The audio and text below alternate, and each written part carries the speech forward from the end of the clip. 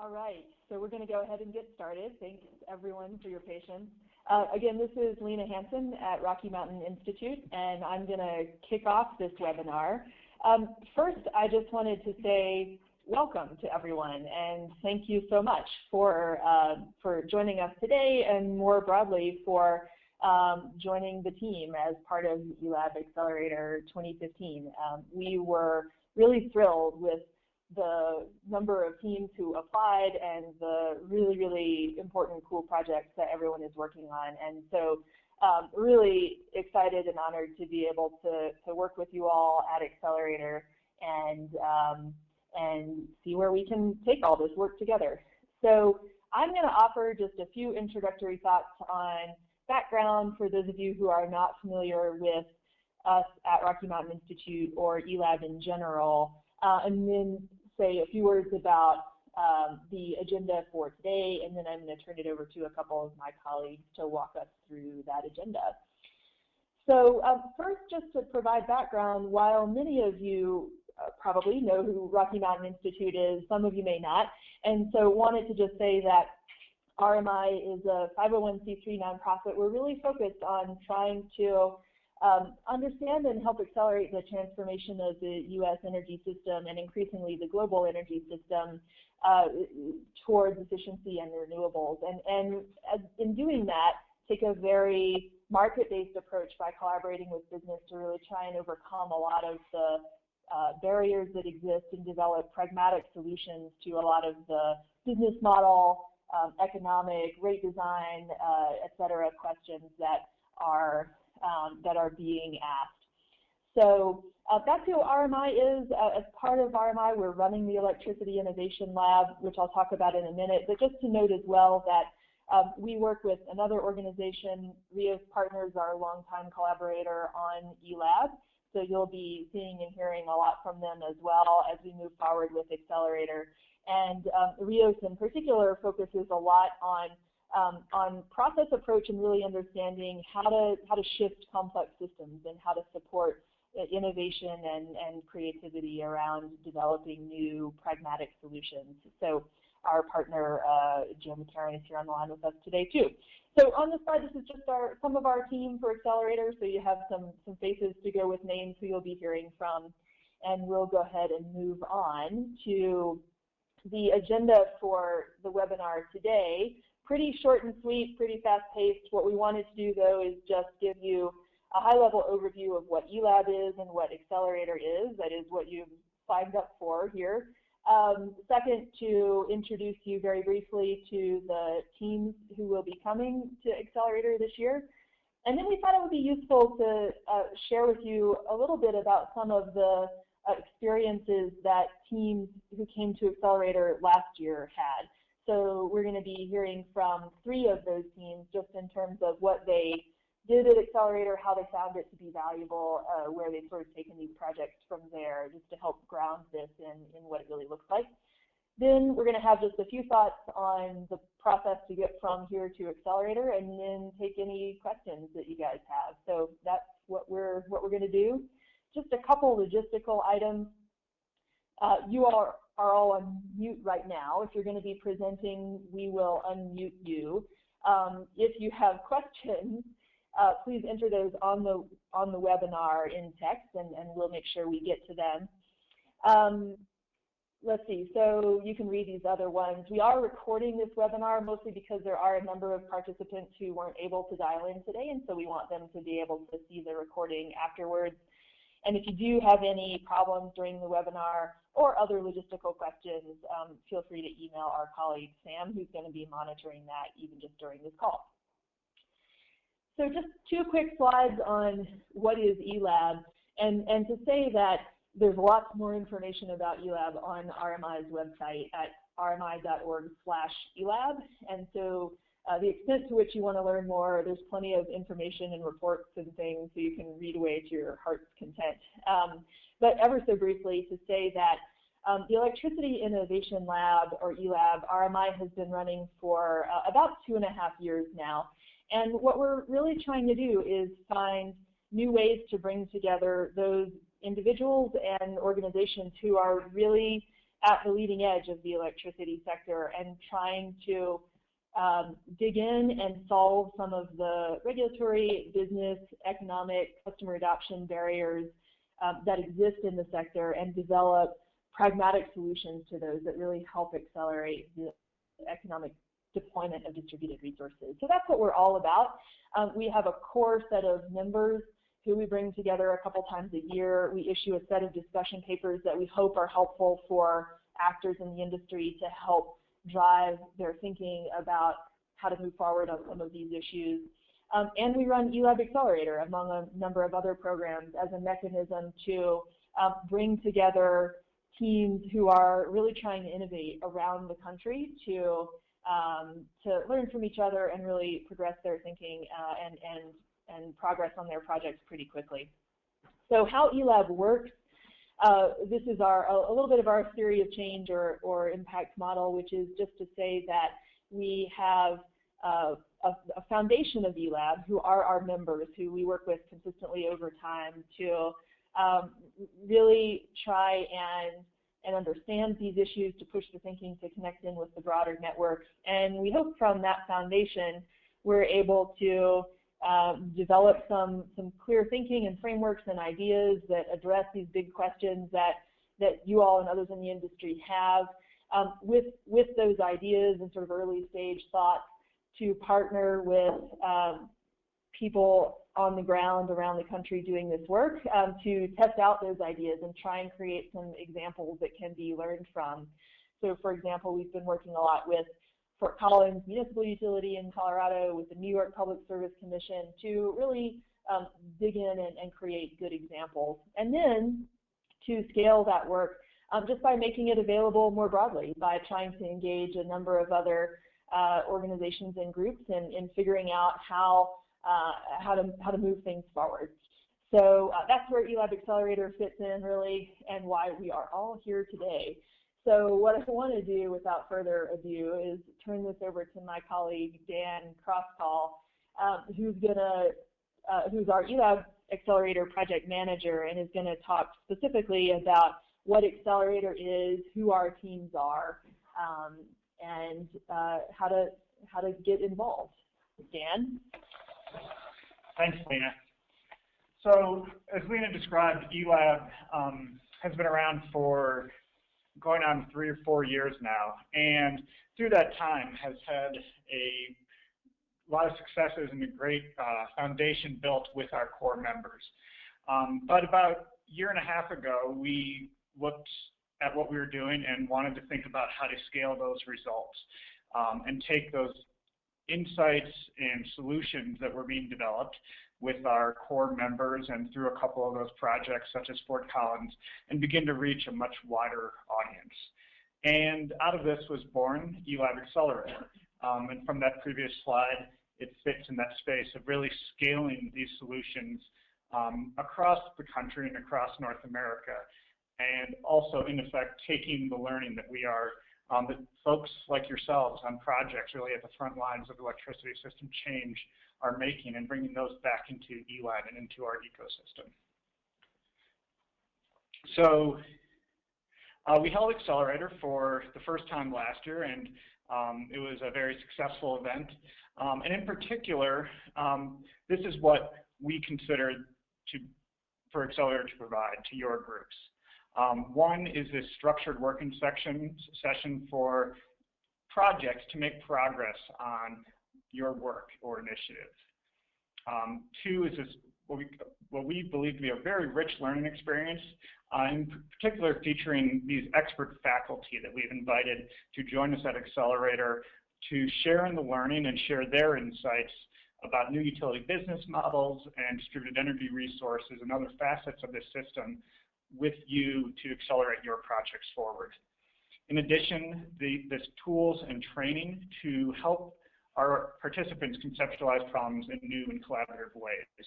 And in particular, our partners on eLab, RIO's partners, really support us in bringing a systems thinking and collaborative process to the way we address these sticky problems in electricity and in system change.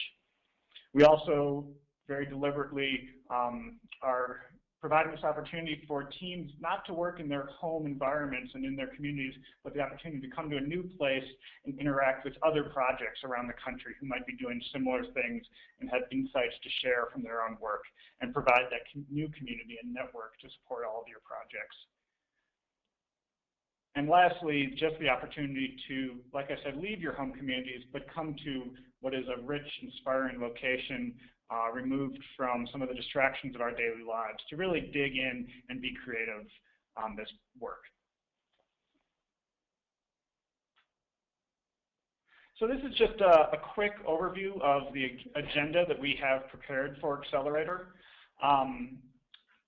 And to give folks an idea of kind of the rhythm of the meeting and what you might expect. The meeting does kick off Monday afternoon. This allows projects and participants the opportunity to travel to Utah on Monday morning, and we will be providing ground transportation from the Salt Lake City Airport up to Sundance in order to have a kickoff at 4 p.m. on Monday.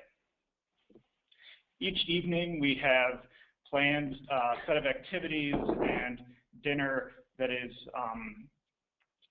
meant to support the work and the community that we're bringing together with activities and rich learning experiences and opportunities for engagement with each other.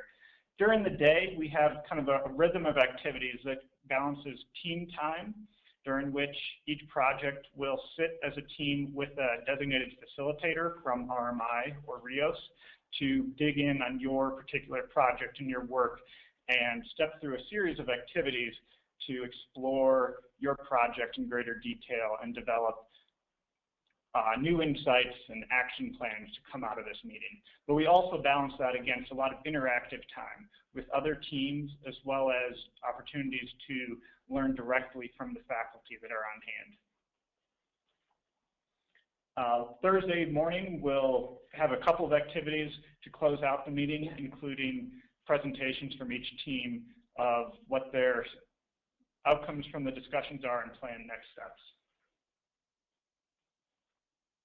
So just a couple words about the faculty that we have invited to attend Accelerator at Sundance with us.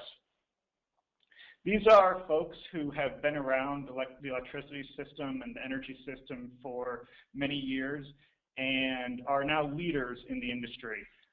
And in many respects, these individuals have worked on very similar projects and challenges throughout their careers that the invited teams have addressed or are addressing themselves, and can bring that firsthand experience of what has worked for them in the past and insights that they can lend to your work. We very carefully select these individuals, both for their rich experience and accomplishments, but also to match what we think are some of the key issues and challenges that our teams are confronting, so we can really customize the training that they're offering and the insights that they can bring to your work.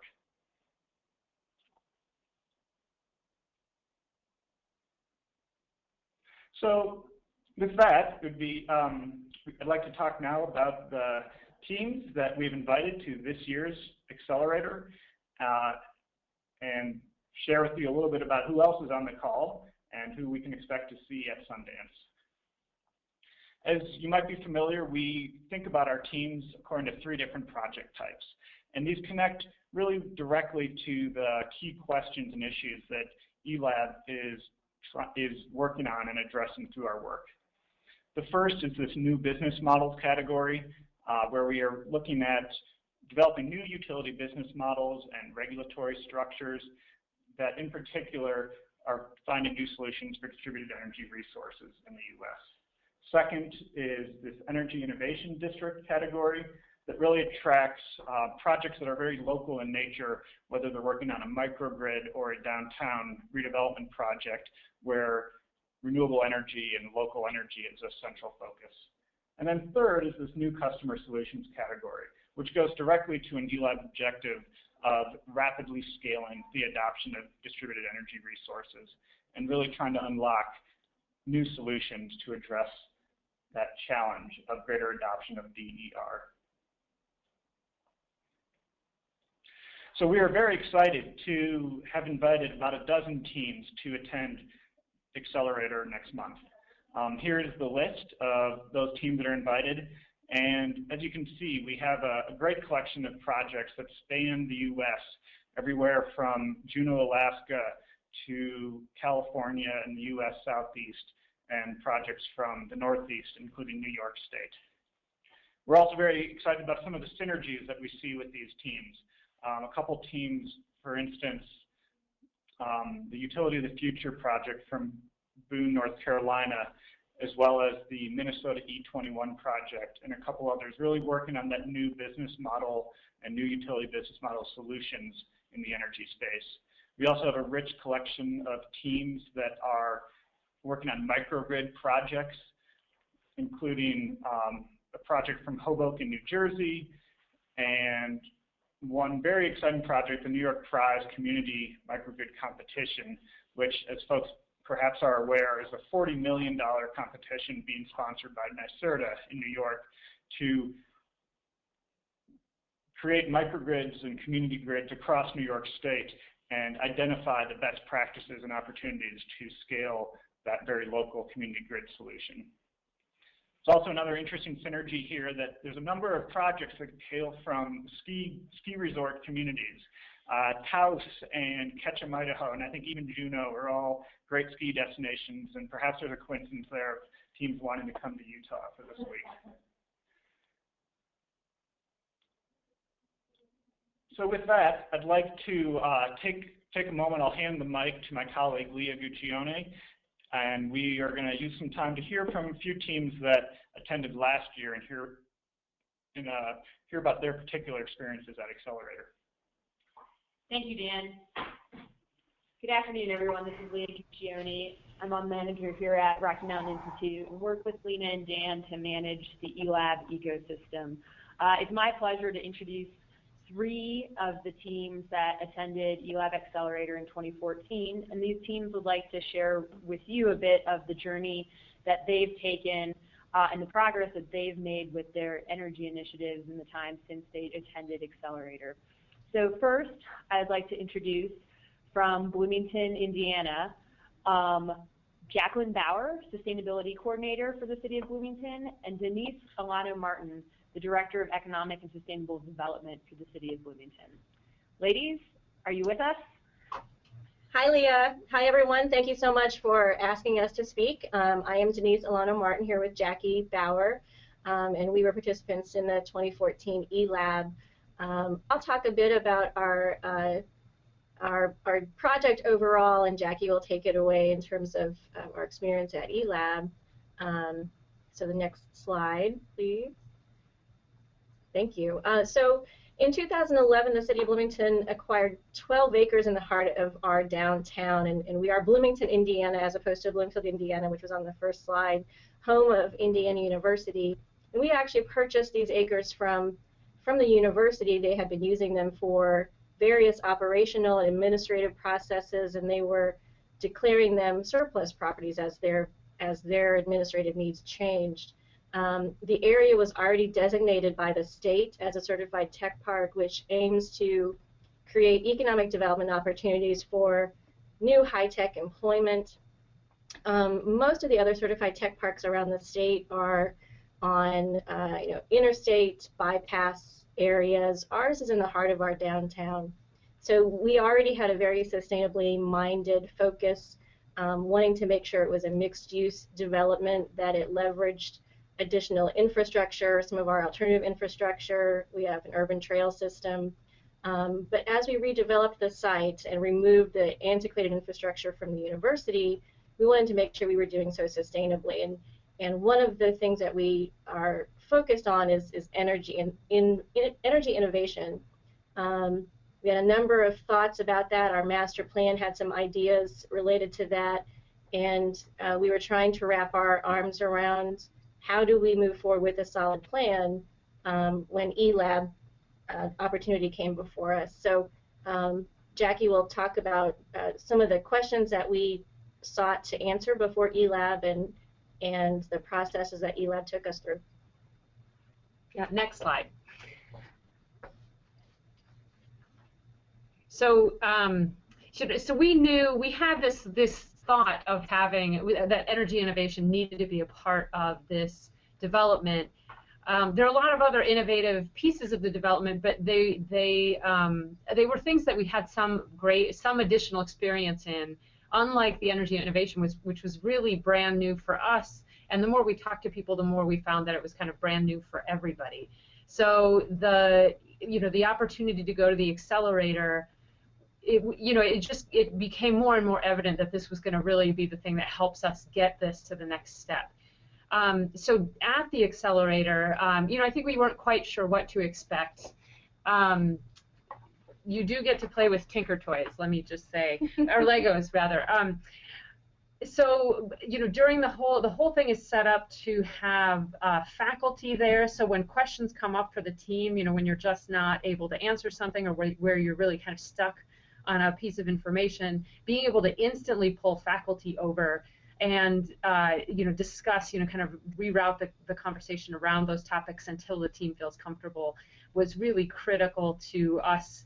Being able to, in those 3 days, be able to kind of take steps forward and feel more and more comfortable with what we needed to do. So, we're still at a point where and actually go to the next slide. Oh, that's not the slide I thought it was. Oh, wait, no, there's just, got it, okay. Yeah, and so just to comment on what we got out of it, I think we didn't realize how difficult these questions were for everybody. So when we got there, we thought we just kind of had a unique situation where we, in particular, were not able to figure out what we wanted to do. But what we found was that, the project and what we were trying to accomplish were really complicated no matter what. Having Duke Energy in the room, having them come with us and travel with us for a few days was critical to developing some relationships that I think are still helping us move this project along. And seeing what other teams were going through. Not every team was doing something directly related to this, but we learned a lot. The Hawaii team was one we really learned from. The struggles they're having with renewable energy, the amount of renewable energy that's coming online there. So those are things that just made impressions, gave us some context to talk about this project a little bit differently when we came back. And I'll say also that, one of the things that RMI did for us almost immediately was add an additional person to our team. So Neil Cherian, who will be one of your expert faculty again in 2015, became one of our team members because RMI realized that we didn't have the engineering focus. Did it work? We didn't have the engineering focus on our team that we really needed, and so they added Sunil, which was extremely, extremely helpful. Yeah, and having a team facilitator was really critical too. Leah was our facilitator, and just kind of keeping us on task and figuring out when we needed that additional input made a huge difference. Just kind of like having a counselor that kind of sat right there and was like, okay, kids, we've got to figure this out. So next slide. So where we are right now, we are still in discussions with Duke. This has been very complicated to work out. We're still in conversations. We're still trying to figure out exactly what shape this is going to take. But we feel a lot better about where we are and where we should be. So this does note we were considering applying for a DOE grant, but we've actually just decided we're not going to apply for that for a number of reasons. But we've identified some other good ways to move forward that I think will work a little bit better for us. We do have a mayoral election coming up this year, so that could change the tone of things. So we're waiting to see what happens there. And the next slide, unless you have something to, okay, next slide. That might be it. I think the only other thing that I would say is that as you're preparing for your adventure, just keep an open mind. Have a lot of questions ready, but be prepared that what you learn might take you in different directions and allow you to move forward in ways you didn't expect. Thank you. Yeah, thank you. Thank you, Jackie and Denise. It's great to hear how well things are still progressing in Bloomington, and thank you for sharing that with our audience today. Now I'd like to introduce Rolf Nordstrom, who is the president and CEO of the Great Plains Institute, and Rolf's joining us to tell everyone about the Minnesota E21 initiative and the team that they brought to eLab Accelerator in 2014. Rolf, are you ready? I'm ready. Can you hear me okay? Can hear you great, Rolf. Go ahead. The mic is yours. Excellent. Hi, everybody. Really a pleasure to be with you. So E21, if it's not self-evident, stands for a 21st century energy system.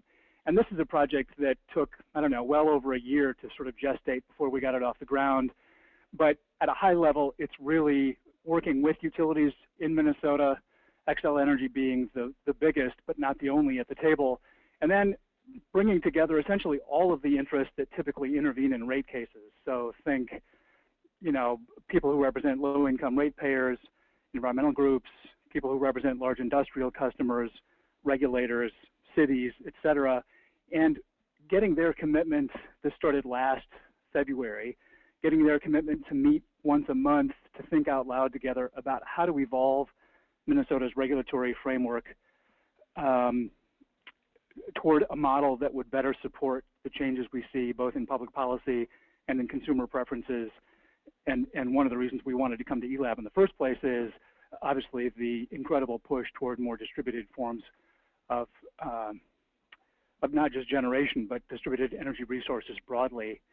So we brought a team. You can see the folks we brought there on the right hand of your slide, true to form in the way we work, which is to bring together diverse interests and see if we can't broker consensus on a common path forward. We brought a real diversity of folks on our team. So we had people from the Commission and the utilities, from the Department of Commerce, which is the other half of the regulatory arm in Minnesota, and then a sprinkling of other folks who are on the project team. And really had a fantastic experience, so much so that I'm thrilled to say that we're coming back for second helpings, sending a team, as you saw on that earlier slide, back to the eLab, really to dig into phase 2, and I'll talk a little bit more about that in a second. You could go to the next slide.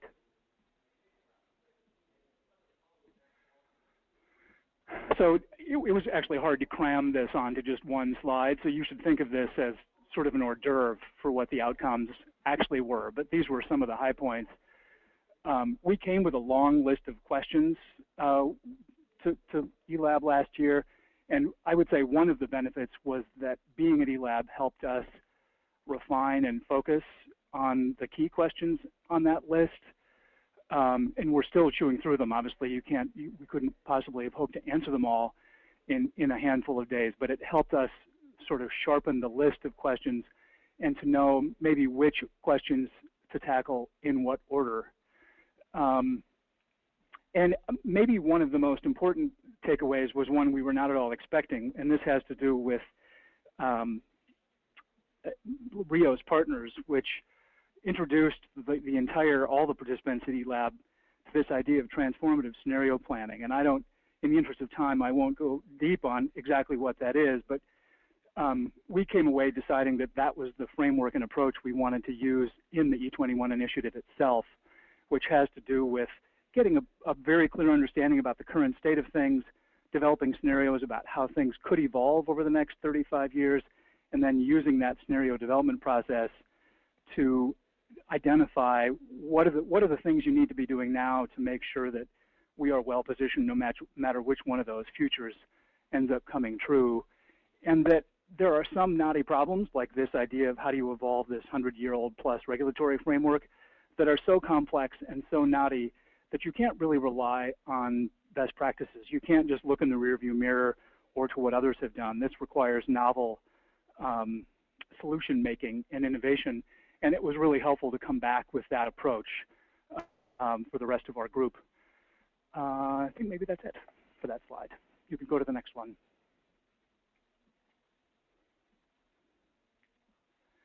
So we've come a long way since then. I'm pleased to report the picture on the right is the cover of the final report that we issued from phase 1, which came out December 18th.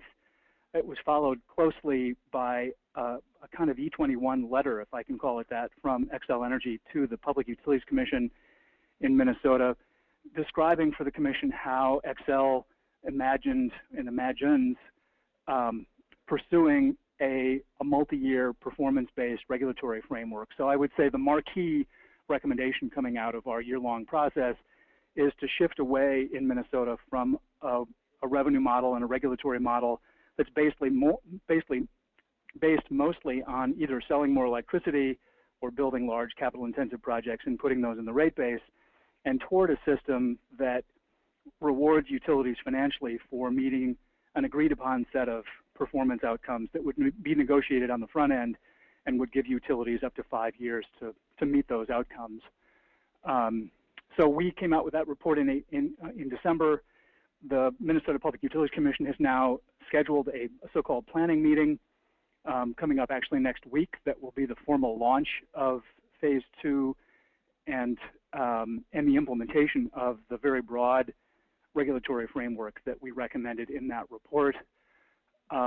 There's been a subgroup working diligently on enabling legislation which may or may not pass this year. It's actually not, it would be nice if it passed, but it's not essential because I think we have a robust work plan, lots of things to sort out in this next phase about the details of implementing this performance-based approach.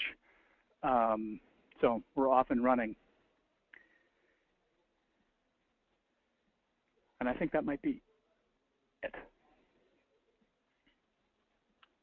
Thank you, Rolf. I do want to mention that we'll have some time for questions, both for our 2014 teams and then about the 2015 event towards the end here. But now I'd like to introduce Kim Zentz, who is the CEO of Innovate Washington Foundation, and she'll be sharing with us the experience of the Spokane University District team that joined us last year. Kim, are you ready? I'm ready. Hello, everyone. I'm happy to be here and start first with a project overview. If there are any of the 2015 teams who are thinking, oh my gosh, we're just getting started and I don't know what to do to get ready for eLab Accelerator, our team might have been the poster child for helping you feel better about that.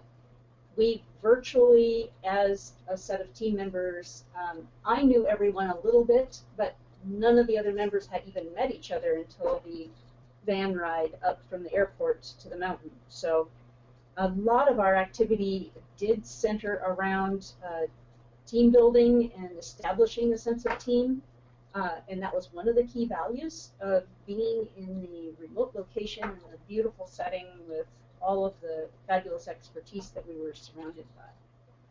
The project that we were setting out to move down the path was called the Spokane University District Smart City Technology Accelerator. And the idea here is, and this has been instigated by the local utility Avista, what if we take the utility backbone and the communication backbone that rides on top of the physical infrastructure, and if we took it to its theoretical limits to sense anything, anywhere, anytime, then what would be possible in testing smart city technologies beyond those that are focused just on energy and natural gas delivery that our local utility is focused upon? So our team was assembled, including the major research university, Washington State University, Itron. I'm sure many, if not all of you, are very familiar with Itron as a global supplier of technology in this arena. They are headquartered in Spokane, and they're actually, many years ago, they spun out of Avista. So this is the first time that Avista and Itron have had the chance to collaborate on a project, especially one that is centered on innovation and right in their own backyard. That really improves the enthusiasm for moving forward. So Heather Rosentrader is the lead from Avista, and then we also have Scott Simmons from the city of Spokane. So this is also a first of a collaborative project between, well, it's not fair to say at first. Avista and the city have collaborated on many things before, but not in the utility arena, more in the community building arena. So as we formed this team and came with a objective to put a more concrete vision around what was to happen here beyond energy and natural gas, including water and transportation and public safety and parking and all of the other services of a city. The composition of our team was 3 engineers and 2 finance professionals.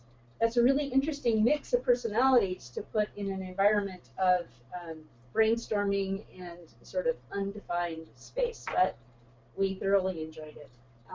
Next slide, please. So what we did at Accelerator was to try to take this vision and form it into a more concrete action plan.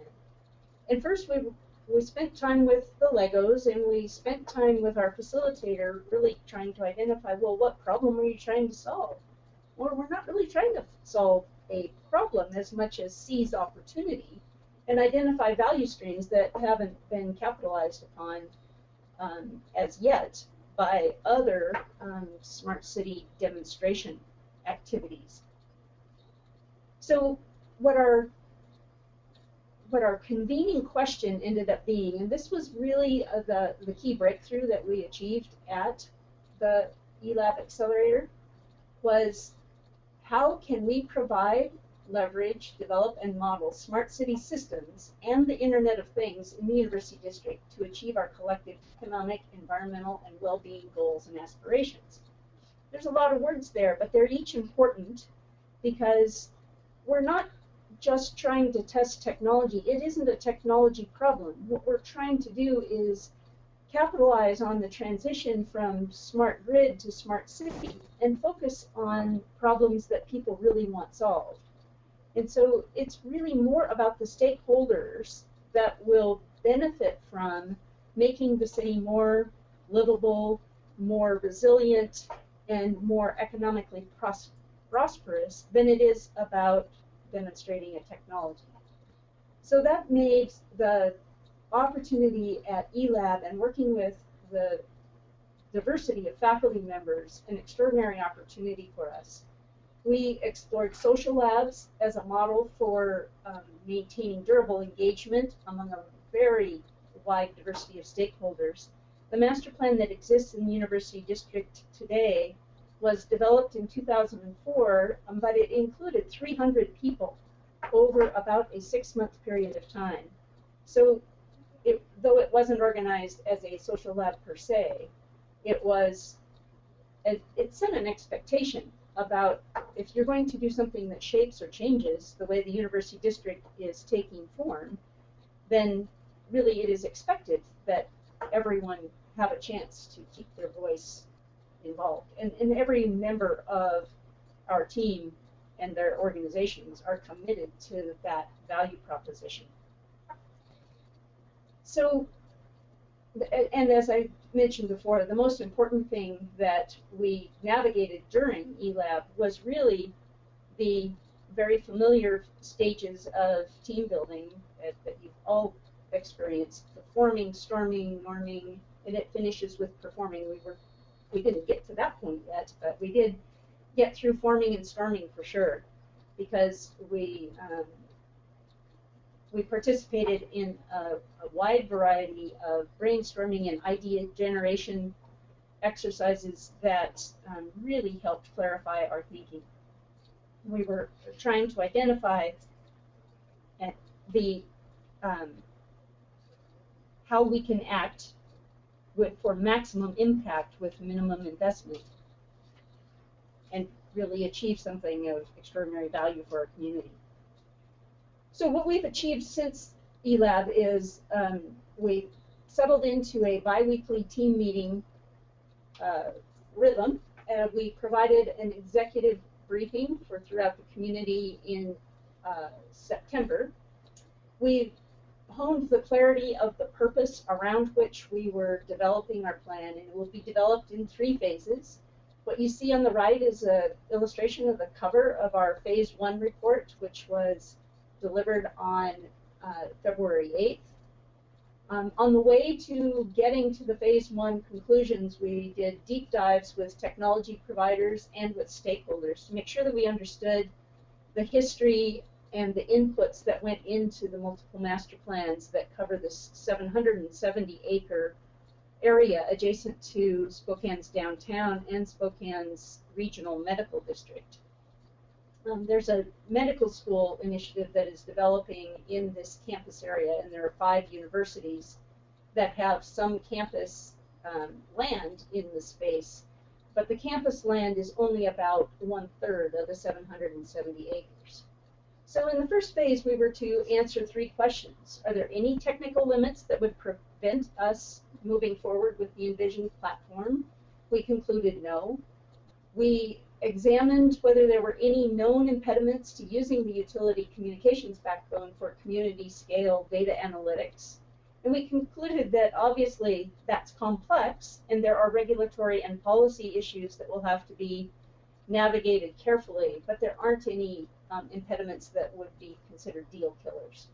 And then third, we were to identify additional value streams and use cases. And that was an especially fun part. And there are lots of business opportunities to attract innovators and researchers to the university district to test whatever thesis they might want to test. So we're very anxious about the next steps forward. We also held an interdisciplinary research and development workshop in Pullman at the Washington State University campus, including not just the engineering and smart grid types of researchers, but also the behavioral scientists and the economists and the health sciences and veterinary sciences researchers. We'll be following up on that in April. So we've delivered the phase 1 report. It includes 7 recommendations and 7 critical success factors. In phase 2, we'll be bringing scope, scale, and quantification to the use cases that we identified that have the highest opportunity for success. And with that, I'll wrap up my remarks and see if there's questions when appropriate time happens. Thank you, Kim. Really appreciate your sharing your experience with us last year. So for our 2015 selectees, I just want to let you know that in a couple of minutes we're going to be taking your questions about the things that you can expect at eLab Accelerator 2015 and some of the things that your team can do to prepare. So if you have a question for the RMI team or any of our 2014 teams, please go ahead and chat that question through the webinar tool, and we'll be taking those questions in about 5 minutes. But first, I have some questions for the 2014 teams, and I'll go to Jackie and Denise from Bloomington to start. Ladies, what was your favorite part about eLab Accelerator 2014? Boy, that's a hard question. I mean, the setting was amazing. I mean, scenery-wise, but also just it really did separate you completely from all the things that interrupt conversations and you know, the distractions that keep you from having time to figure these really difficult questions out. Yeah, I would agree with that too. The time difference for us helped too. People from home couldn't contact us as frequently, and the remote setting meant that we weren't really able to access our devices as much, so or if at all. So that was great. But I think another thing is that just being in the proximity of all of these people who are working on similar issues and struggling with similar questions, we were all able to think and learn from one another, and the setting helped us to think aspirationally as well. So, just that synergy with other people who are thinking about big things in minute detail ways sometimes. So that was really great. Great, thanks, ladies. Now I'd like to turn to Rolf. Rolf, could you began to speak a bit about this, but I want to give you another chance to address it.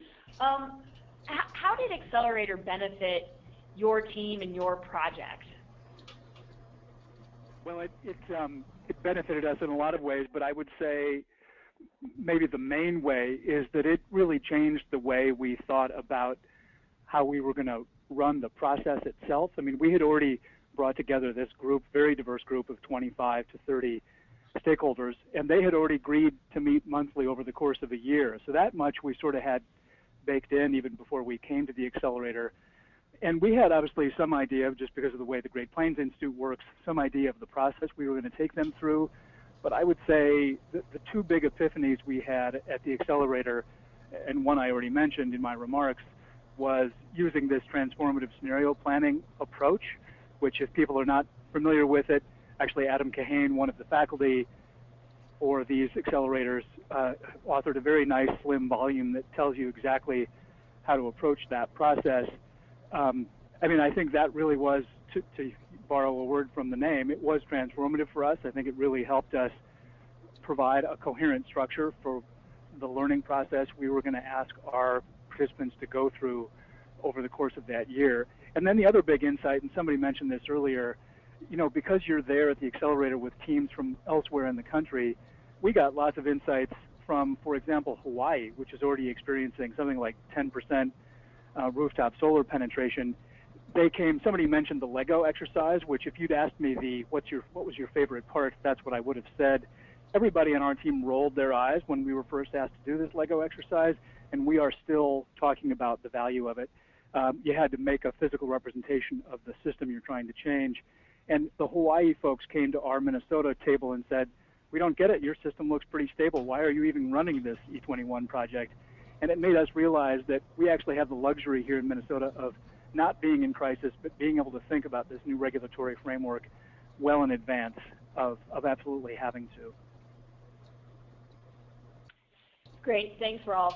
And this question, I'm going to start with Kim, but this is a question for all of the 24 teams, and that is about how would you recommend preparing to bring another team to Accelerator? So a couple of the 2015 teams have chatted us questions about what are the best things to prepare, what would you do or not do before the event, what would you try to bring or not bring to the event, is there any topics you would try to take off the table, or make sure that you put on the table? Kim?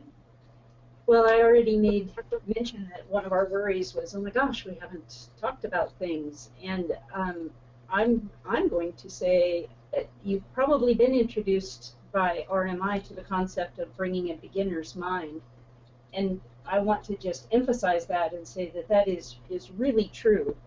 My recommendation in preparation would be to come to the accelerator ready to release your preconceived notions.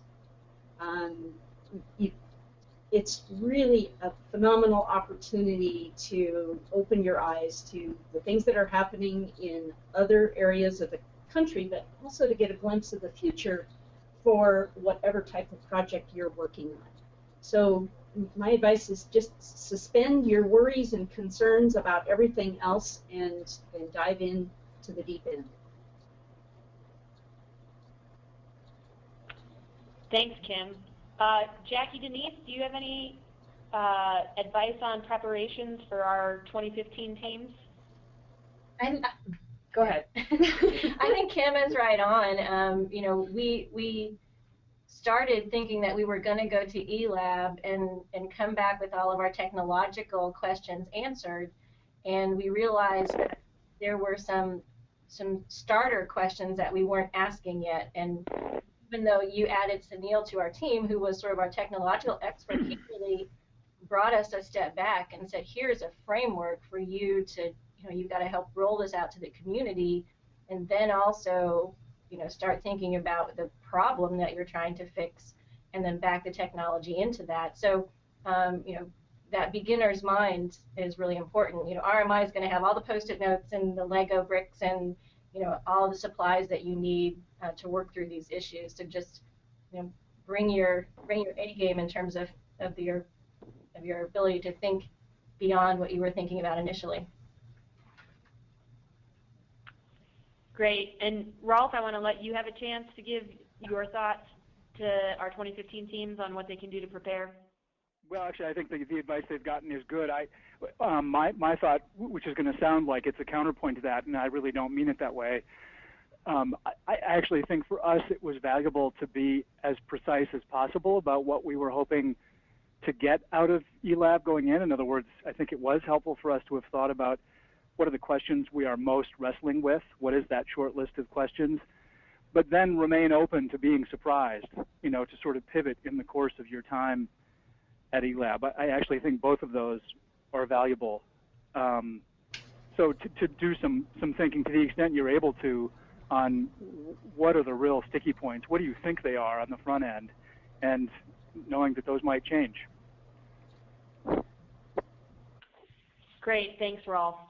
I'm going to take a moment to just address some of the questions we've received from the audience, and then I'm going to hand the mic back over to Dan, who will tell you some specific things that you should do to get ready for Accelerator 2015. So one of the questions we had from George is, will we have the same facilitator throughout the event?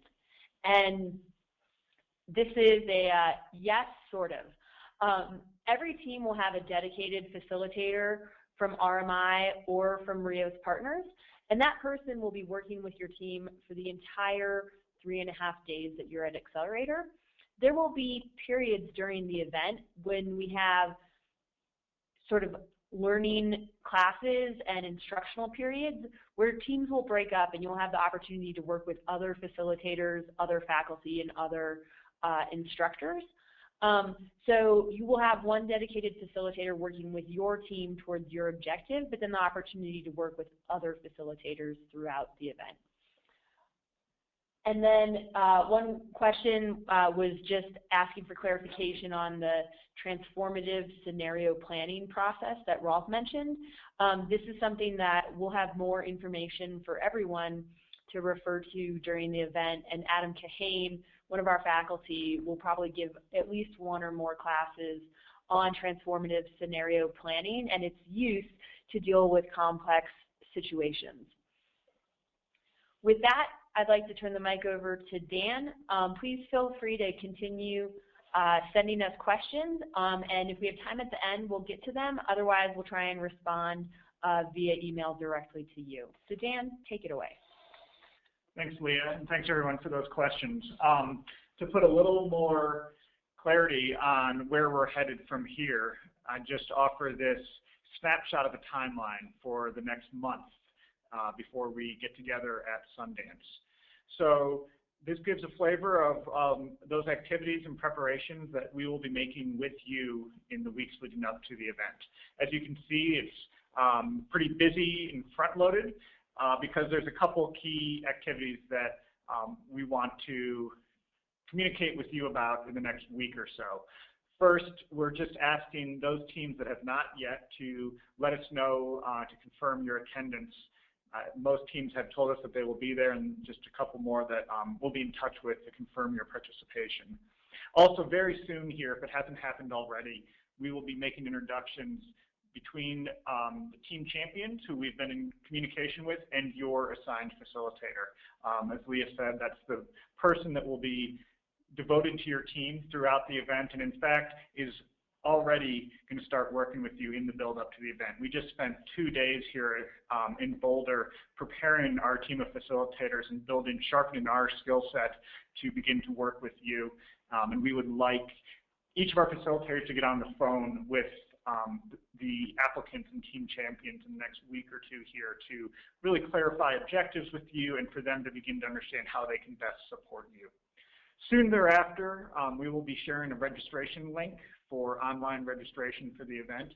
You can expect that, and it will be a very simple online registration form with directions coming by email. We're also going to ask each team to submit information that we can use on a public-facing team webpage. You can refer to our eLab Accelerator webpage to see the pages of teams last year. We'll have instructions for information on those. And lastly, with that introduction to the facilitators, that begins a process of the facilitator working with really the full team. So we're going to have a series of activities, including at least one conference call between each facilitator and the full team, and maybe some more direct interaction and questionnaires or surveys for our facilitators to really dig deeper and understand your projects so that we can most effectively prepare to support your work at the event. And information about that will also be coming by email and phone calls in the couple weeks ahead. So with that, we just have a couple minutes left. And I think please consider us open and at your service if you have other questions about the event, about what it involves and anything else in that front. I think everyone has been in touch with our team of organizers here. For those of you that we have not yet spoken to or met, we really look forward to beginning to engage with you over the weeks ahead and getting together in Utah. So thanks everyone for attending today. That completes our webinar, and have a great weekend.